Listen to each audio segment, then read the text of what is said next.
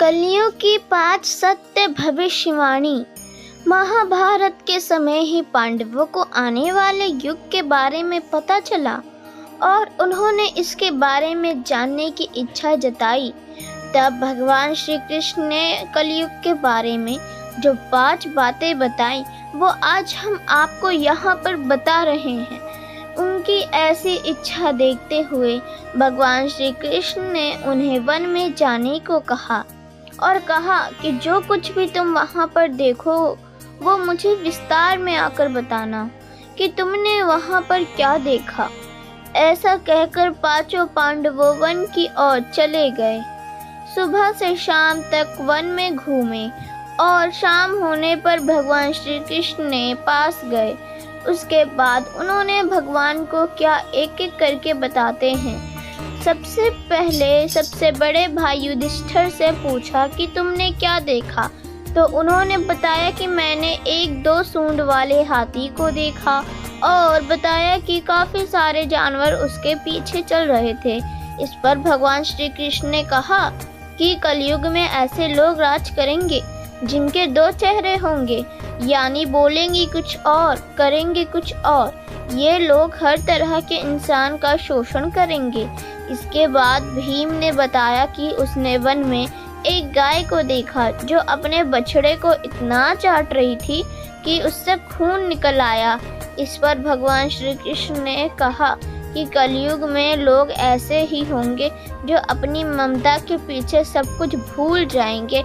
कलयुग में मनुष्य ऐसा होगा कि यदि किसी का पुत्र साधु बना तो सब उसके दर्शन करेंगे और उसके चरण छुएंगे, और यदि खुद का पुत्र साधु बना तो दुखी हो जाएंगे। कलयुग में लोग अपने बच्चों को मोह माया में इतना बांध कर रखेंगे जिसके कारण उसका विकास ही रुक जाएगा। और इसके बाद भगवान ने अर्थ समझाते हुए कहा कि तुम्हारे पुत्र तुम्हारे नहीं बल्कि उनकी पत्नियों की अमानत है, और तुम्हारी पुत्री उनके पति की अमानत है, और तुम्हारा यह शरीर मृत्यु की अमानत है।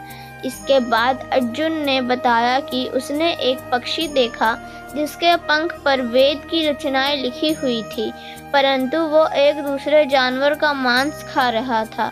यह सुनकर भगवान हंस पड़े और बताया कि कलयुग में ऐसे लोग होंगे जो विद्वान कहे जाएंगे, किंतु अंदर से उनकी मनसा यही होगी कि किसकी जल्दी मृत्यु हो और उसकी संपत्ति को हड़प लिया जाए। व्यक्ति चाहे कितना भी बड़ा हो, लेकिन उसकी सोच और दृष्टि हमेशा दूसरों के धन को हड़पने के लिए ही होगी। वास्तविक संत तो कोई ही होगा। इसके बाद नकुल ने बताया कि उसने वन में देखा कि एक बहुत भारी चट्टान पर्वत से गिरी और बड़े से पेड़ भी उसे नहीं रोक पाए, परंतु फिर अचानक वह एक छोटे से पेड़ से टकराकर रुक गई।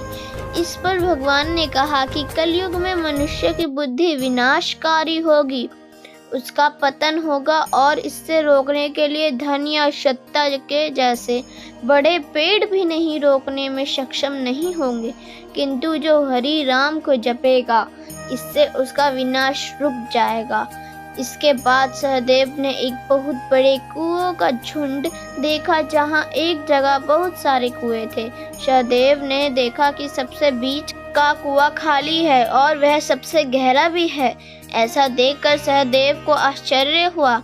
इस पर श्री कृष्ण ने बताया कि कलयुग में मनुष्य ऐसे ही होंगे जो अलग तरह के कार्यों में बहुत धन खर्च करेंगे, जैसे विवाह महोत्सव, लेकिन यदि किसी को वास्तव में धन की जरूरत होगी तो उसे नहीं देंगे।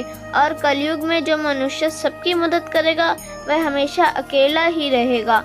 लोग उसे गलत कहेंगे, जो कि आज आप देखते हैं, और ये काम आज के समय माँ बाप के साथ हो रहा है।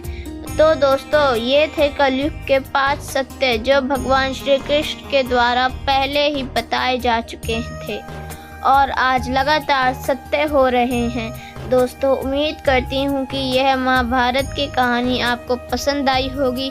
अगर पसंद आई हो तो कृपया लाइक और सब्सक्राइब करना ना भूलें।